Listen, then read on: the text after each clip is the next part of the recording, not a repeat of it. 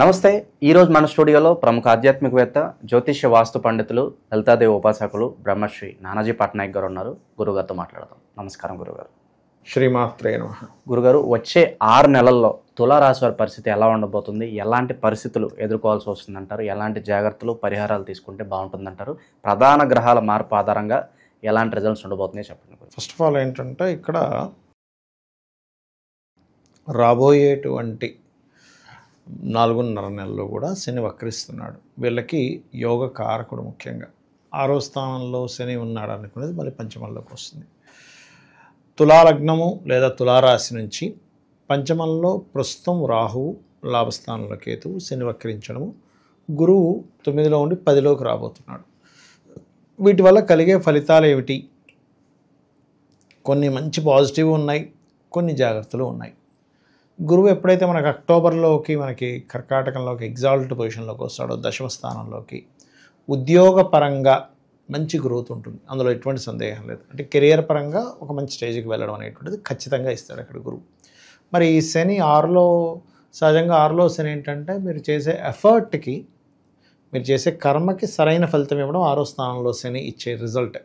ఎంతసేపు అందరూ శని అంటే బాధపడుతుంటారు. అది only one side. Second side of coin ఏంటంటే ఆయన 10th and 11th లార్డ్. మనకి ఆరోగ్యాన్ని ఇవ్వాలన్నా, అంటే మనకు ఆయుష్ని ఇవ్వాలన్నా. మీరే చాలా సందర్భాల్లో చెప్పారు, ఏళ్ళనాటి శనిలో ఉండి కూడా గొప్ప లైన వాళ్ళు బోల్డ్ మంది ఉన్నారు. మీకు ఎగ్జాంపుల్ కూడా నా దగ్గర ఉన్నాయి, చాలా వినిపిస్తాను మీకు కావాలంటే.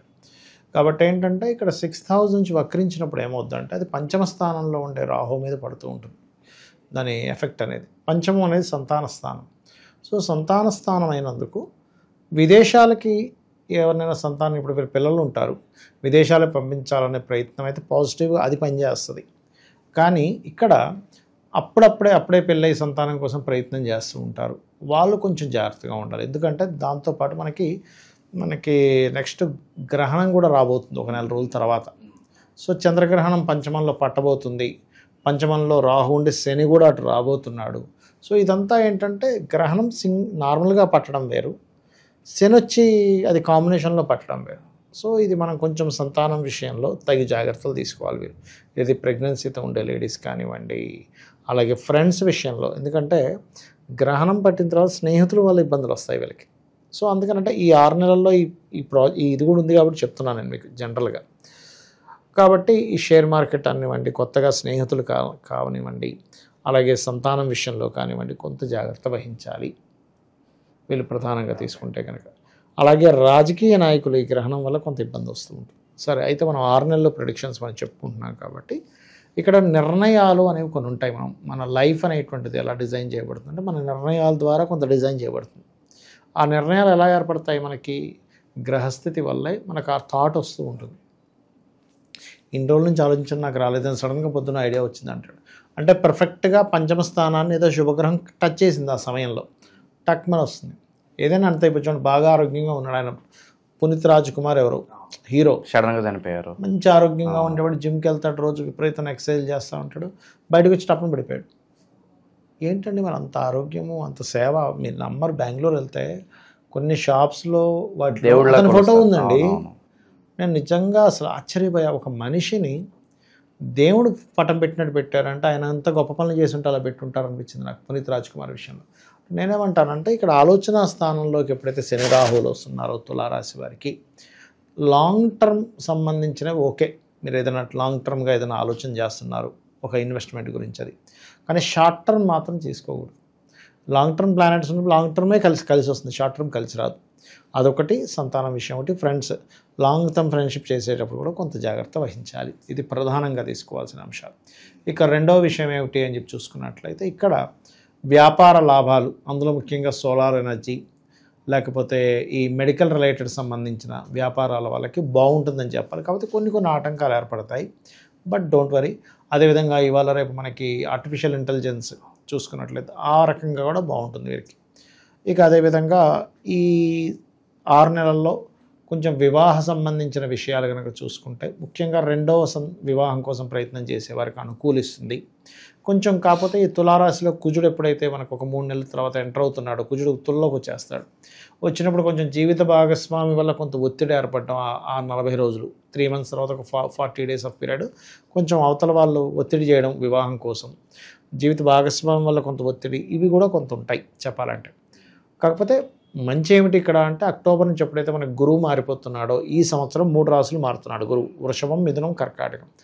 ఆ గురువు మారిన అక్టోబర్, నవంబర్ మాసాలలో కొంత రిలీఫ్ అనేటటువంటిది ఇస్తాడు ఇక్కడ గురువు మార్పు వల్ల. అంటే కెరియర్ పరంగా అనుకున్నంత గ్రోత్, సాటిస్ఫాక్షన్గా ఉండడం, ఒక పొజిషన్లోకి రావడం, ఎప్పటి నుంచో ఈ కెరియర్లో ఒక పొజిషన్ ఇస్తా అనుకున్నది ప్రమోషన్స్ కావచ్చు, అనుకోనివ్వండి, శాలరీ, ముఖ్యంగా శాలరీ హైక్ చూపిస్తుంది అక్కడ. అలాంటివి ఒక గౌరవం రావడం, ఒక్కోసారి గౌరవం కూడా పెరుగుతుంది. అరే ఈయన ఈ మంచి పని చేశాడని ఆ పేరు రావడం, కంపెనీకి ఈ వ్యక్తి వల్ల పేరు రావడం, లేకపోతే ఈయన చేస్తున్న కంపెనీకి పేరు రావడం, ఇటువంటివన్నీ కూడా జరుగుతాయి. కాకపోతే వీళ్ళు ఏంటంటే ఒకటి రోజు కూడా రాహుగ్రహము శనిగ్రహం దగ్గర దీపారాధన చేస్తుండాలి. వ్యాపారస్తులు అయితే రాహు, శని, కేతు దగ్గర కూడా దీపారాధన చేస్తూ ఉండాలి. అలాగే చండి, దుర్గాదేవి యొక్క ఆరాధన చేయడం మంచిది. వ్యాపారస్తులు కనుక ఈ లగ్నం వారు అయి ఉంటే ఎక్కువగా గణపతిని ఎంత ఆరాధిస్తే అంత మంచిది అనేటువంటి చాలా స్పష్టంగా చూపిస్తుంది. ఓకే సార్, అలాగే మనకి నరఘోష కావచ్చు, పక్క వాళ్ళ చూపు తగులుతూ ఉంటుంది. సో దీని నుంచి కాస్త ఉపశమనం పొందడానికి ఏదైనా ఇన్స్టెంట్ రెమెడీ ఉంటుందా వీళ్ళకి? ఉంటుందండి, ఇది కొంతవరకు వీళ్ళకు ఉంటుంది. కాకపోతే వీళ్ళకంటే కూడా వీళ్ళ సంతానం మీద కొంత నరఘోష చూపించే ఛాన్సెస్ ఉంది. పంచమ స్థానంలో 2 పాపగ్రహాలు కదా, అంటే ఆ ఎనర్జీ వచ్చి అక్కడ కనెక్ట్ అవుతుంది. అక్కడ సింపుల్గా ఏం లేదు, మనకి ఏ వాతావరణంలో ఎటువంటి ఎనర్జీ వస్తుందో, మనం ఒక మంచి సువాసనలో ఉన్నటువంటి మొక్కల దగ్గరికి వెళ్ళాము, ఏమవుతుందండి మనకి ఆ ఎనర్జీ వస్తుంది. ఒక చెత్త ఉన్న ప్రదేశంకి వెళ్తే మనకు ఒక స్మెల్ భరించలేం. అలాగే గ్రహాలు కూడా ఏ భావంలో కనెక్ట్ అయ్యాయో దాన్ని బట్టి వాళ్ళ స్థితిగతులు కానీ, వాళ్ళ కోపం రావడం, హ్యాపీగా ఉండడం అన్నీ కూడా ఇస్తూ ఉంటుంది. కాబట్టి సంతాన స్థానంలో ఏర్పడుతుంది. కాబట్టి కొంచెం చిన్నపిల్లలు ఉంటాయి కనుక వాళ్ళకి బయటికి తీసుకెళ్ళేటప్పుడు మన వాళ్ళకి ఆల్రెడీ అది అలవాటే, ఒక బుగ్గని ఒక నల్లటి చుక్క పెడతారు, దిష్టి చుక్క లాంటివి. కొంచెం అటువంటి ప్రికాషన్స్ తీసుకోవాలి. బయటికి వెళ్ళి తీసుకురాగానే కొంచెం దిష్టి తీయడము, ఉప్పు తిప్పడం, ఇట్లాంటివి చేయాలి ఖచ్చితంగా. పంచమంలో శని రాహులు ఉన్నప్పుడు ఏమవుతుందంటే సంతానం మీద ఇది కొన్నిసార్లు కొన్ని నెగటివ్ ఎనర్జీస్ అటాక్ చేయడము, ఇటువంటివి జరుగుతాయి. మన ఆలోచన మీద కూడా జరుగుతుంటుంది ఒక్కోసారి. ఇవి కొద్దిగా చూసుకుంటూ ఉంటాయి. ఎలాగో గురువు దశమంలోకి వస్తున్నాడు కాబట్టి వీళ్ళకి ఈ సంవత్సరంలో ఎండింగ్లో ఆల్మోస్ట్ అక్టోబర్, నవంబర్ మాసాల్లో ఫినాన్షియల్ గ్రోత్ కూడా ఉంటుంది దీనివల్ల. కాబట్టి ఒక్కటి నిర్ణయం తీసుకునే విషయాల్లో కొంత జాగ్రత్త కనుక పడినట్లయితే అన్ని విధాలా బాగుంటుంది. నిత్యం ఎలాంటి మంత్రం వీళ్ళు జపించుకుంటే బాగుంటుంది అంటారు సార్ వీళ్ళు?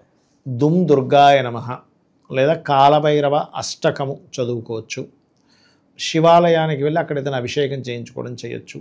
గోవులకి 4 ఉండలు, ఇప్పుడు గోశాలలు ఉంటాయి కదా, 4 బెల్లంతో చేసిన 4 ఉండలు పెట్టి ఓం దుమ్ దుర్గాయ నమః అనే నామం చదువుతూ గనక గోవులకు తినిపించినట్లయితే కూడా వీళ్ళ ఆలోచన విధానంలో కొన్ని కొత్త ఆలోచనలు తద్వారా వీళ్ళు ఎదగడం అనేటువంటిది జరుగుతుంది. ఫ్రాడ్ అవ్వడానికి తక్కువ ఛాన్సెస్ ఉంటాయి.